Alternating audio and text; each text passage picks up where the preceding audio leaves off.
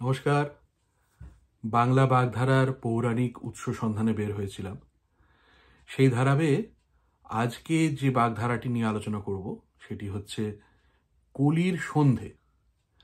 কলির সন্ধে বলতে কোনো রকম দুর্দিন কিংবা কোনো খারাপ অবস্থার সূচনা যখন হয় তখন তাকে কলির সন্ধে বলে বর্ণনা করা হয়। মানে যেন একটি ঘটনার একটি বাজে সময় শুরু হতে চলেছে কিংবা শুরু হবে, একটি খুব দুর্দিন আসছে, তার প্রথম যে সূচনা, যে আভাসগুলি দেখা যায় তাকে কলির সন্ধ্যা বলা হয়। এখন কলির সন্ধ্যা সম্বন্ধে বলতে গেলে কলিকে সেই সম্বন্ধে একটু জেনে নেওয়া ভালো। তো আমি এখানে একটু আমাদের পুরাণ কোষ, নৃসিংহপ্রসাদ ভাদুরী মহাশয়ের পুরাণ কোষে তিনি কলিকাল সম্বন্ধে যে বর্ণনাটি দিয়েছেন সেটি একটু পড়ে শোনাই। আমার মনে হয় এর থেকে সহজ এবং সংক্ষিপ্তভাবে বর্ণনা হয়তো এত ভালোভাবে আর কোথাও পাওয়া সম্ভব হবে না। সেখানে ভাদুরী মহাশয় লিখছেন যে সংস্কৃত কল ধাতু থেকে উৎপন্ন কলি শব্দের একাধিক আবিধানিক অর্থ হতে পারে। কলি বলতে শত্রু বোঝায়, আবার কলি বলতে কলহ বিবাদও বোঝায়। পুরাণগুলিতে কলির প্রাথমিক পরিচয় যা পাওয়া যায় তাতে কলহ, অধর্ম এবং অনাচারের মূর্তিমান অধীশ্বর হিসাবে কলিকে কল্পনা করা হয়েছে। যে যুগে তার আধিপত্য বিস্তৃত হয় সেইটি হচ্ছে কলিযুগ। এখন বিভিন্ন পুরাণে এই কলিযুগের নানা রকম ভয়াবহ অবস্থার কথা খুব বিস্তারিতভাবে বর্ণনা করা হয়েছে এবং পুরাণগুলিতে সকল পুরাণেই কলিযুগকে অনাচার এবং বেদবিহিত, মানে বেদে যে সমস্ত জিনিসের বিধান দেওয়া হয়েছে এবং যাকে শুভ এবং সনাতন এবং ভালো বলে বর্ণনা করা হয়েছে, তার বিপরীত আচার আচরণের যে সময় সেটিকেই কলিকাল বলে বর্ণনা করা হয়েছে।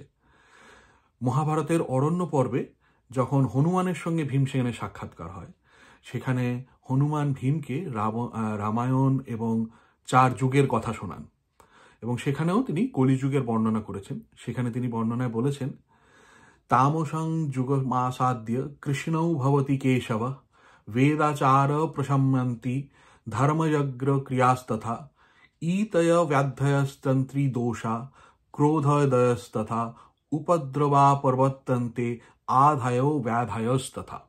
এটি মহাভারতের অরণ্য পর্বে 151 নম্বর অধ্যায়ের 35 এবং 36 নম্বর শ্লোক।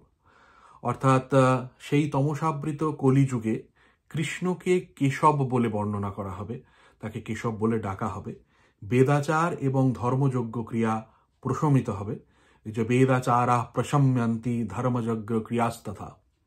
নানা রকম ব্যাধি, আলস্য, দোষ, ক্রোধ, উপদ্রব এবং নানা সমস্যায় পৃথিবী ভরে যাবে। তো কলিযুগের এই সমস্ত বর্ণনা নানা জায়গাতে আছে। আমরা যেটা কল্কি পুরাণ, সেখানেও আমি দেখতে পাই যে কলিযুগে কি কি আরো খারাপ খারাপ জিনিস হবে, কিভাবে লোকজন আরো ব্যবহার করবে, তার বিস্তারিত বিবরণ সেখানে দেয়া আছে। কিন্তু কোন সময়ে কলিযুগ শুরু হবে সেইটি নিয়ে কিন্তু বিভিন্ন পুরাণের মধ্যে মতভেদ দেখা যায়। অবশ্যই পুরাণগুলি বিভিন্ন সময়ে লেখা হয়েছে, রামায়ণ মহাভারত অন্য সময় লেখা হয়েছে, কাজেই সেই হিসাবে বিভিন্ন লেখকদের, যদিও বলা হয় যে ব্যাসদেব এর অনেক কোটির সংকলক এবং সংরচক এবং রচয়িতা, তা সত্ত্বেও আমরা ধরে নিতে পারি যে বিভিন্ন সময়ের কাল ধরে যেহেতু এগুলো লেখা হয় সেজন্য তাদের মধ্যে একটু বিভেদ থেকেই যায়। মহাভারত অনুসারে রাজা পরীক্ষিতের সময়কাল থেকে কলিযুগের শুরু হয়। নৃসিংহপ্রসাদ ভাদুরী মহাশয় তার পুরাণ কোষে লিখেছেন যে পণ্ডিত গিরীন্দ্রশেখর বসুর মতে আনুমানিক 1416 খ্রিস্টপূর্বাব্দে পরীক্ষিত জন্মগ্রহণ করেন। তার পরবর্তী কোনো একটি সময়ে কলিযুগের সূচনা হয়েছিল বলে ধরে নিতে হবে। কিন্তু বিষ্ণু পুরাণ হিসাবে আবার শ্রীকৃষ্ণের দেহাবসানের পরে কলিযুগের সূচনা হয়। বিষ্ণু পুরাণের পঞ্চম অংশের 38 নম্বর অধ্যায়ের 8 নম্বর শ্লোকে এইটি আমরা দেখতে পাই যে यस्मिन् दिने हरियार्तो दिव्यं संतज्यं मेदिनीं तस्मिन्नेव बावर्तिर्ण्योहं कालुकाय বলি কলি। অর্থাৎ যেদিন হরি, মানে শ্রীকৃষ্ণ ভগবান, পৃথিবী ছেড়ে চলে গেলেন, সেই দিন কৃষ্ণবর্ণ কলি অবতীর্ণ হলেন। পুরাণের সেই হিসাব অনুযায়ী খ্রিস্টপূর্বাব্দ আনুমানিক 3100-3102 খ্রিস্টপূর্বাব্দে বর্তমান কলিযুগের সূচনা হয়েছিল বলে ধরে নেওয়া যেতে পারে। কাজেই 2024 সাল, এখন এই হিসাবে ধরুন প্রায় 5100 বছর আগে এই কলিকাল শুরু হয়েছে। পুরাণের হিসাব অনুযায়ী কলিকালের ব্যাপ্তি হচ্ছে 4,32,000 বছর। কাজেই তার মধ্যে আমরা অতিক্রম করেছি মাত্র 5,000 বছর। কাজেই সেই হিসাবে সন্ধ্যা কেন, পুরো কলিকালটিকে যদি একটি সমগ্র দিনের সঙ্গে তুলনা করা যায় তাহলে আমরা হয়তো তার অপরাহ্নেও এসে পৌঁছতে পারিনি।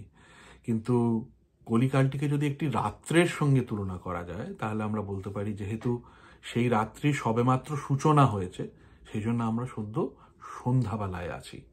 মানে 4,32,000 বছরের মধ্যে 5,000 বছর মাত্র অতিক্রম হয়েছে। একটি সুদীর্ঘ রাত্রি এই কলিকালে আসবে, তার সবে সূচনা হয়েছে মাত্র, আমরা সবে মাত্র সন্ধ্যাবেলায় আছি।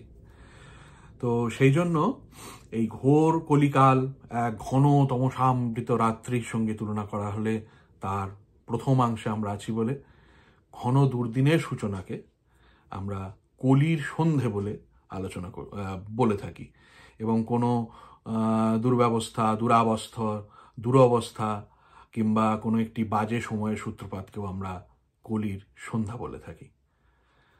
যাই হোক, এই ছিল কলির সন্ধ্যের পিছনের একটুখানি ইতিবৃত্ত, কাকে কলি বলে, কেন সন্ধ্যা, কলির কাল ইত্যাদি নিয়ে। এইভাবে বাংলা বাগধারার একটি করে করে উৎস সন্ধানে আমরা প্রতি সপ্তাহে চেষ্টা করে থাকব। সঙ্গে থাকবেন এই জানা এবং জানানোর চেষ্টায়। ভালো থাকবেন সকলে। নমস্কার।